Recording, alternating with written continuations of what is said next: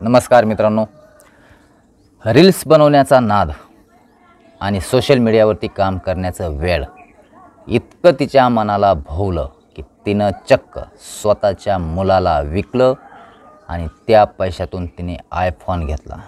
IPhone कशासाठी घेतला, त्यावरती तिनं काय केलं आणि पुढे त्याचा परिणाम काय झाला हे सर्व आपण या व्हिडिओमध्ये पाहणार आहोत. ही घटना आहे 1 नोव्हेंबरची, परंतु ही न्यूज बाहेर कुठे न आल्यामुळे आपण आपल्या चॅनलवरती आज प्रथम डिक्लेअर करत आहोत. या क्राईम स्टोरीचं स्थळ, नाव, उल्लेख आपण चेंज केलेला आहे गुपित ठेवण्यासाठी, परंतु ही घटना आहे सत्य घटनेवर आधारित.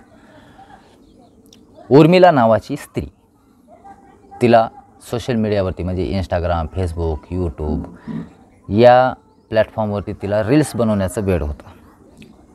ती डान्स वगैरे करायची, कॉमेडी करायची, परंतु तिला रील्सचा एवढा नाद लागला की ती त्याच्यात भारावून गेली. आणि तिचं लग्न झालेलं होतं, तिला एक मुलगा होता, एक मुलगी होती, पती, सुखी कुटुंब होतं. परंतु त्या रील्समध्ये एवढी पागल झाली, एवढं वेळ लागलं तिला की तिला रील्स बनवताना तिला पुढचे स्वप्न दिसू लागले. परंतु त्या स्वप्नामध्ये तिनं संसाराचं वाटोळं करून घेतलं. ते म्हणजे तिच्याकडे मोबाईल होता साधा, त्या मोबाईलमध्ये तिला रील्सला क्वालिटी येत नव्हती, अंधक धोकं रील्स दिसू लागली. म्हणून तिनं चक्क आयफोन घेण्यासाठी, जेमतेम परिस्थिती होती, रोजी रोजगार करून खाणारी होती, आयफोन घ्यायचं म्हणल्यावर एवढे पैसे कुठून येणार, म्हणून तिनं चक्क स्वतःच्या मुलाला विकलं आणि त्या मुलाला विकलेल्या त्या पैशातून तिने आयफोन घेतला. तिची आशा, लालसा थांबली नाही.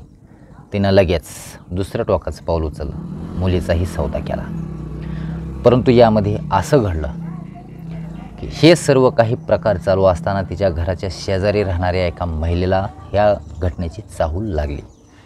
आणि त्या चाहूलमध्ये तिने पोलिसांमध्ये कंप्लेंट केली की माझ्या शेजारी उर्मिला नावाची अशी महिला राहते, तिचं कुटुंब राहतं, तिला मुलगा मुलगी आहे. पोलिसांमध्ये तिने कंप्लेंट केली आणि चौकशी करा अशी तक्रार केली, कारण तिला ते पाहवलं नाही लहान लहान लेकरांचं.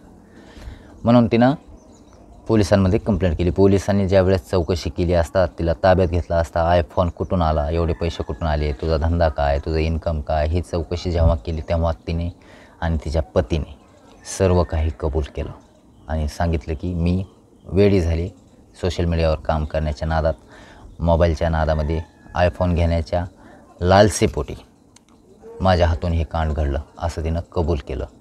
आणि त्या पतीला आणि त्या उर्मिलेला कारावास झाला. लहान मुलांवर केलेला हा अत्याचार, तिच्या अंगलटाला पोटचा गोळा, हे सुद्धा ती विसरून गेली की मातृत्व, मूल बाळ काय असतं. जीवनामध्ये एका गोष्टीवर विश्वास ठेवावा, आईने मुलावर आणि मुलाने आईवर. याच्या पलीकडे पवित्र नातं दुसरं कोणतंच नाही. परंतु याही नात्याला काळीमा फासणारं घटना ही घडली मुंबईमध्ये. या घटनेने सगळीकडे हळहळ व्यक्त केली जात आहे आणि असं पुढे प्रकार घडू नये यासाठी मुंबई पोलिसांनी सर्वांना सावध राहण्याचा इशारा दिला. आणि तुम्ही काम सोशल मीडियावरती करत असताना आपला संसार, सुखी संसार, टोकाचं पाऊल न उचलणं, आशेपोटी तुम्ही चुकीच्या मार्गाला जाऊन गुन्हा अंगलट येईल असं कार्य तुम्ही करू नका, अशी विनंतीसुद्धा पोलिसांनी सोशल मीडियावरती सर्व महाराष्ट्रातील, देशातील जनतेला मुंबई पोलिसांनी केलं. तर तुम्हाला या घटनेवरून काय वाटतं? आयफोनसाठी, तुरळक आयफोन मोबाईलसाठी, रील्स बनवण्यासाठी स्वतःच्या मुलाचा ती सौदा करू शकते, हे तुम्हाला कितपत योग्य वाटतं? त्या महिलेला कोणती शिक्षा व्हायला पाहिजे? त्या महिलेसोबत पोलिसांनी काय कारवाई करायला पाहिजे? त्या पती म्हणजे त्या लेकराचा बाप म्हणणारा, त्यानं काय करायला पाहिजे? त्याला शिक्षा कोणती व्हायला पाहिजे? हे तुमची प्रतिक्रिया नक्की कमेंटमध्ये कळवा. आणि त्या दोषी आईवडिलांविषयी तुमच्या मनामध्ये काय विचार येत आहेत चिमुकल्या बाळांना पाहून नक्की कमेंटमध्ये सांगा. नंतर तो मुलगा मुलगी सर्व काही व्यवस्थित झालं, त्याच्या आजोबापाशी आता राहत आहेत, परंतु या दोघांनी जी चूक केली ही जघन्य अपराध आहे.